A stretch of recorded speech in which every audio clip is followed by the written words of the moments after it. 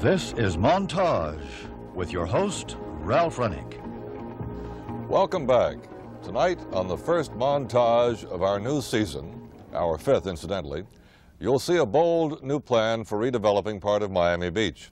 And you'll meet two of Hollywood's biggest stars. But first, we're going to take you along on the first cruise ever allowed a local television crew in one of our Navy's nuclear-powered, missile-carrying submarines.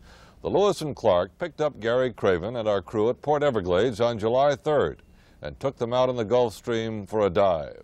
Here's Gary's report. Meet SSBN 644, the Lewis and Clark. It is a nuclear-powered, ballistic missile-carrying submarine, one of 41 now in operation in the United States Navy. It is one of the most potent strategic weapons this country has. Diving also submerge the ship. Submerge the ship, Master. Dive, dive. Dive, dive. That command was about what you'd expect from movies about submarines. But as we slipped beneath the water, we left behind virtually all the other preconceptions we had about what to expect. First, there was no slamming of hatches or scrambling down ladders. The diving process took maybe 3 minutes and was more like punching a computer than diving a ship. The famous crash dive, it seems, went the way of diesel power. Nuclear missile submarines dive only once on the usual patrol of 2 months, at the beginning, and they don't come up again until the end. The sonar sounds the same, though, the underwater ears of the submarine.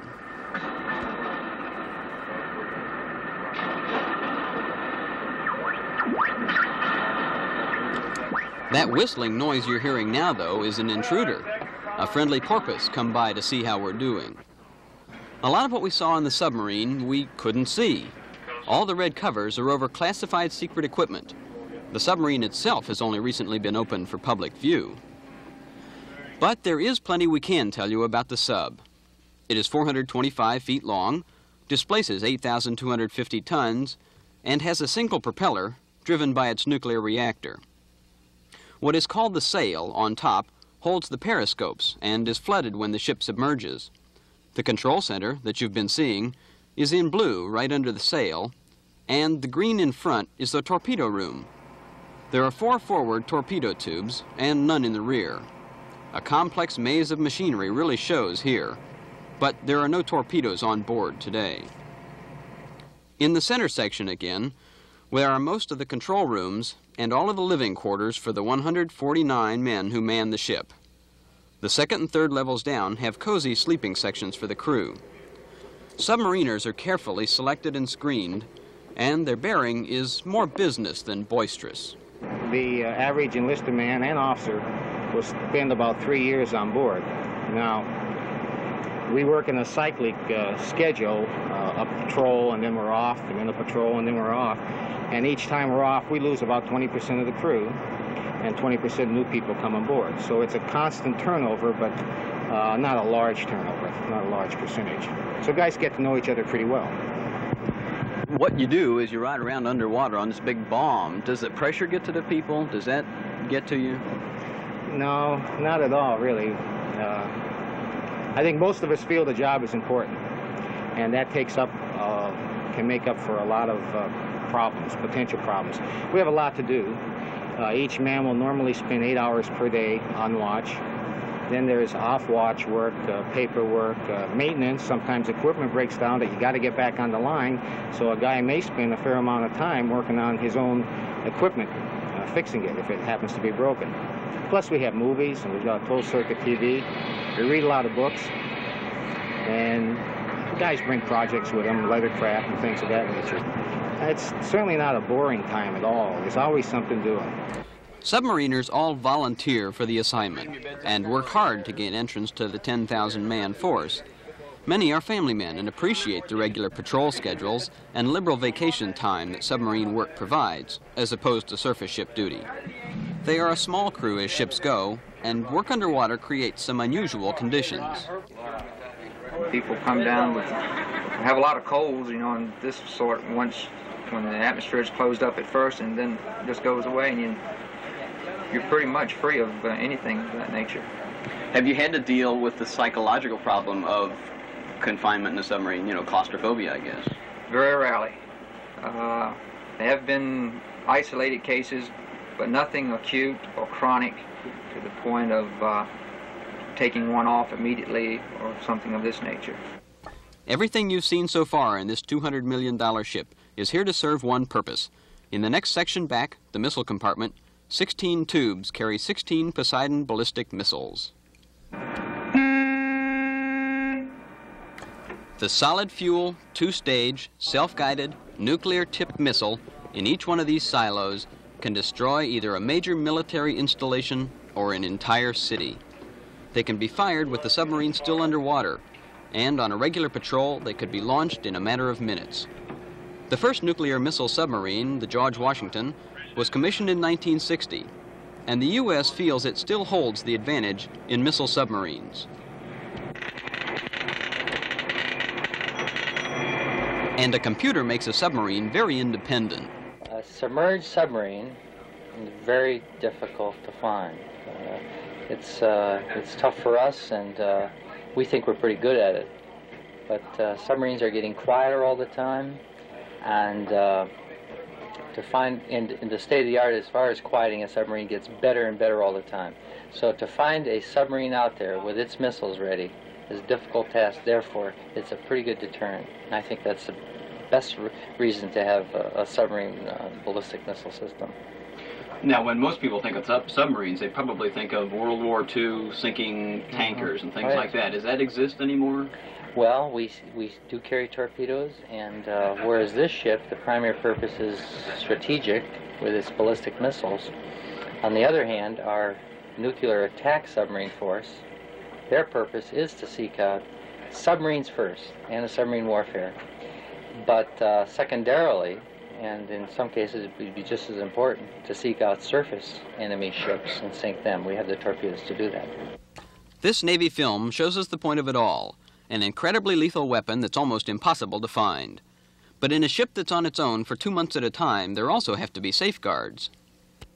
Throughout the storage and monitoring process, at no time does one individual have the opportunity to gain access to a weapon.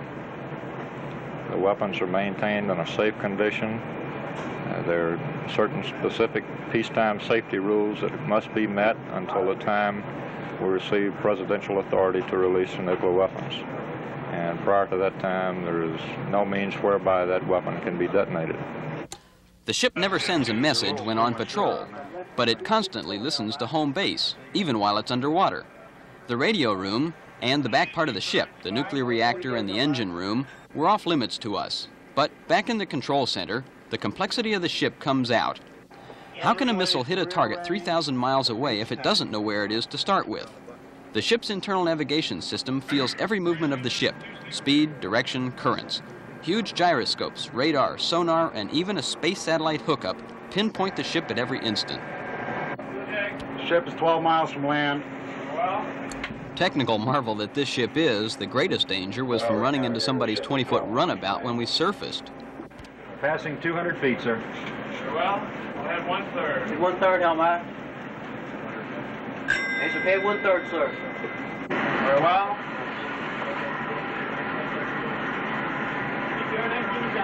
Very well, to the watch. Passing 80 feet. Very well. 78. Very well. 76. Very well. Double braking. 70. Double clear. 104 is now printing on BQR 19. No close contact, no one smoke. Sonar Quartermaster Periscope Alpha, no close contact. Having also make it up 60 feet.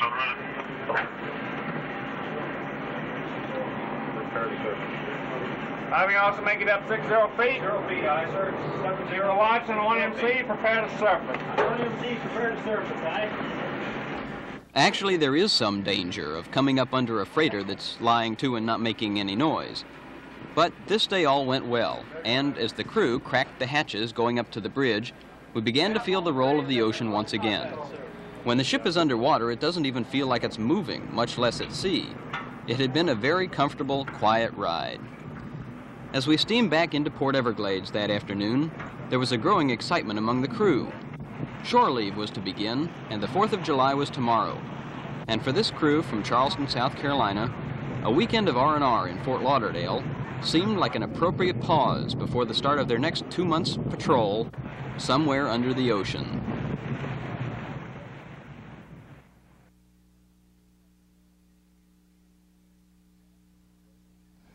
Have you been to South Beach lately? Probably not. Most of us try to avoid the old rundown area of Miami Beach south of 6th Street. But if the Miami Beach Redevelopment Agency has its way, South Beach may soon be an area we'll all want to visit.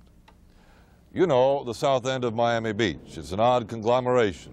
Old rundown hotels, shopping streets crowded with elderly residents of the area. A new subsidized high-rise for the elderly across the street from a filthy vacant lot. And a beach that still has some sand left. Now there's something new on the corner of Alton Road and 5th Street. The mobile home that serves as headquarters for the Miami Beach Redevelopment Agency.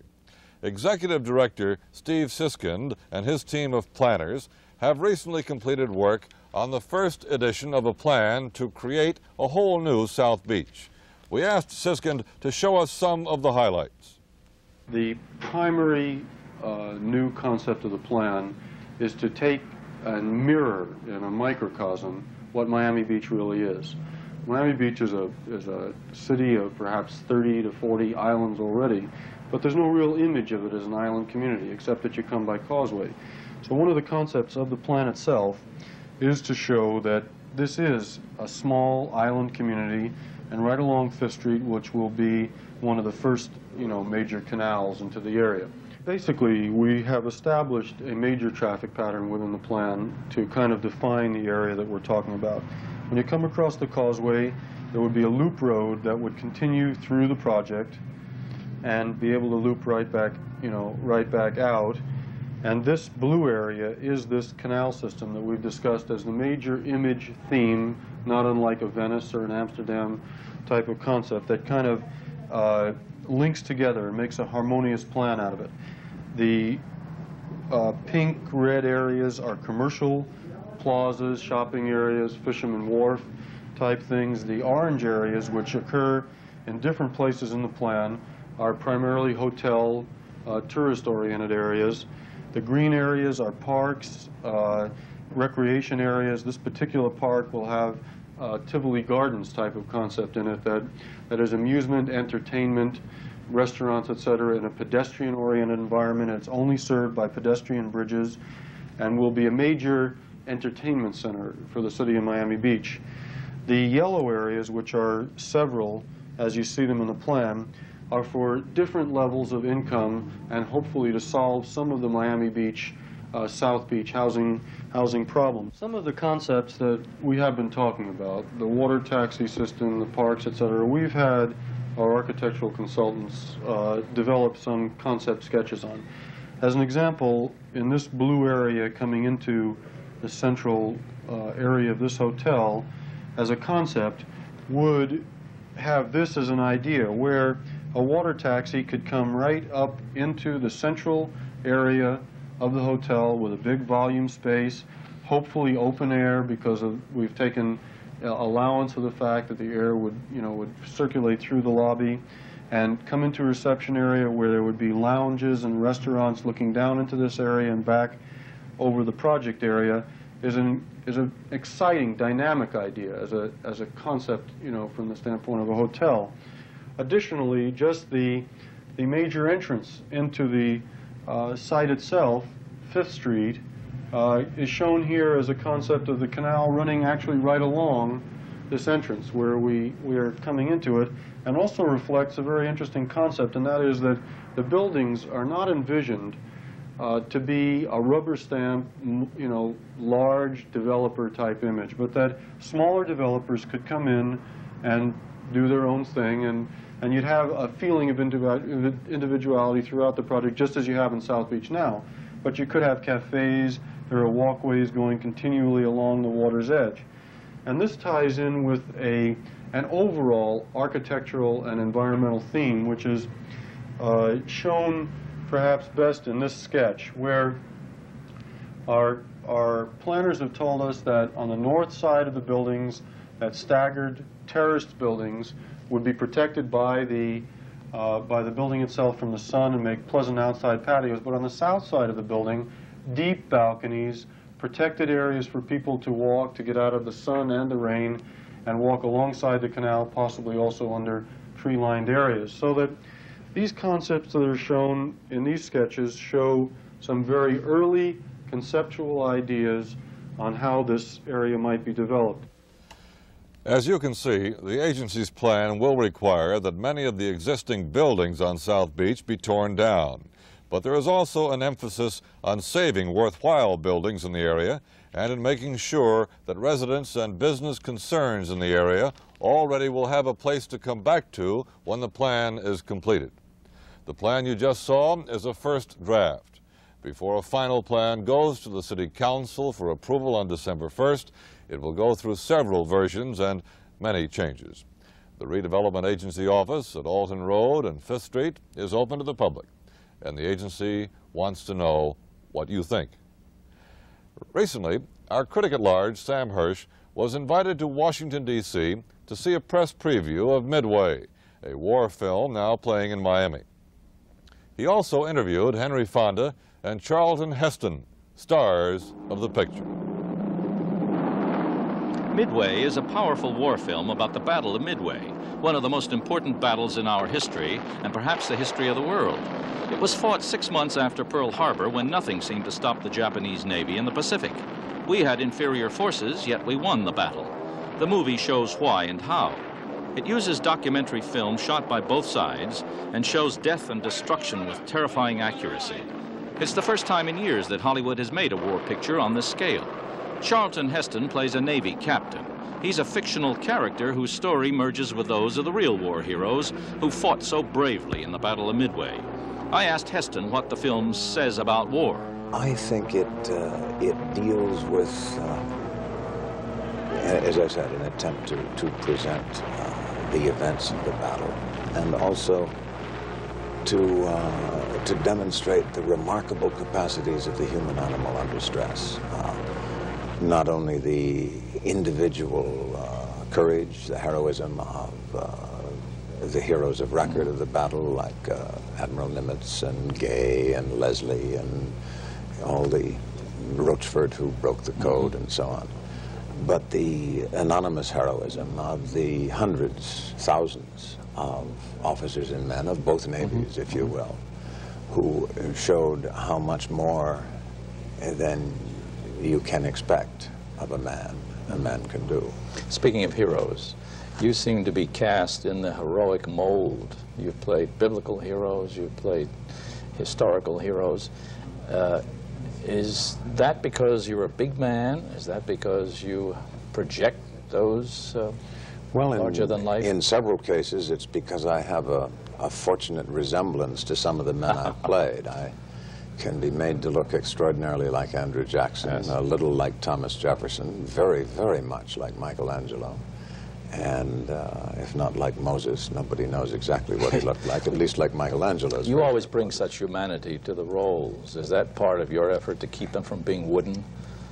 Well, that's better than the reverse, isn't it? Yes. To bring I'd rather do that than bring a wooden quality to the roles and prevent them from seeing Well, you must work at that. Obviously, yes. One of the problems in doing a hero, an extraordinary man, is the growing perception, widely held, that they are somehow, the phrase that comes up is larger than life. Yes. That's not true, of course. They're larger than you and me. Mm-hmm. That doesn't mean they're larger than life.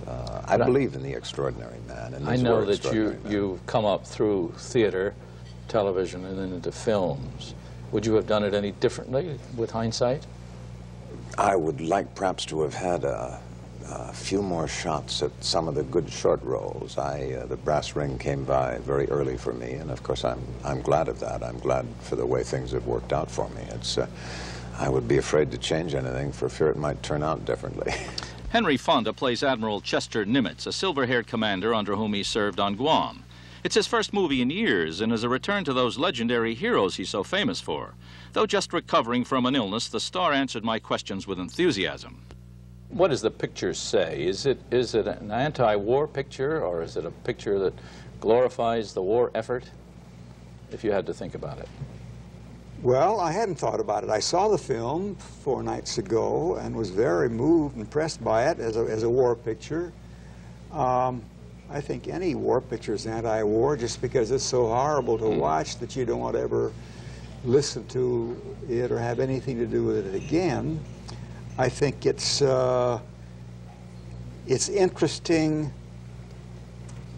that really when Nimitz says at the end of the picture, were we better than the Japanese or just luckier?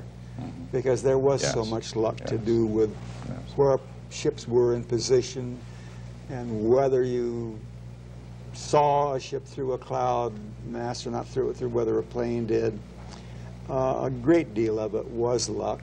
There's something about Nimitz, for instance, the role you play in Midway, that is a soft-spoken hero. Well, I knew Nimitz, not well, but having met him in the course of duty in the Navy, I was on Guam at the same time he was there, and was several times sent to his office as a courier. So I had met him, and I knew him well enough to know that he was a soft-spoken gentleman, and I knew enough about him so that there was not a great deal of research to do, besides bleaching my hair snow white and putting on the uniform. That's about all. Asked about your heroic qualities. Apparently you've passed on some of those same qualities of extreme independence and honesty to your children, Peter and Jane. How do you suppose they will react to this picture? Their views on war are certainly well known. My guess is neither one of them will see it, because it's not the kind of picture that will attract them, maybe. I don't know. But I can't imagine if they do see it, they'll have any reaction except wow, because I think it's a marvelous film, picture, about what it was, the Midway, the Battle of Midway. It's strictly the Battle of Midway, how it happened gradually and so on. And the effects, the special effects, and the sense around. I'd never been in a theater with sense around before. I went home under shock. That shakes you up. Yeah. Yes, it does. I want to ask you about one of your hobbies, a new hobby that you have. It seems unlikely, painting. I don't know why it's unlikely, except it's not in your character. It's not new, but I do more and more every day, I guess. I just finished one just the other day. What kind of painting do you do? Well, it's sharp, focused, realistic, I guess is the easiest way to, you can recognize what I paint.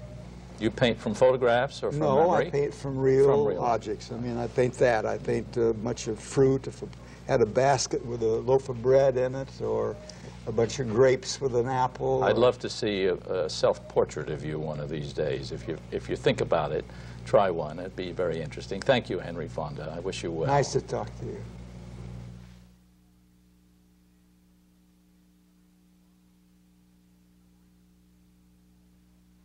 Next week on Montage, we'll bring you the first part of a series on our drinking water here in South Florida. We'll also look at the fight against multiple sclerosis, the terrible crippler of young adults. And we'll see a new club, a club for clowns. That's our montage for tonight. This is Ralph Rennick. Good evening. Very well. 7-8. Very well. 7-6. Very well. Go for braking. 7-0. Go for spare. 104 is now printing on BQR 19. No close contact. On 1-4. Coming up. So our quartermaster periscope info, no close contact. Having also make it up 60 feet.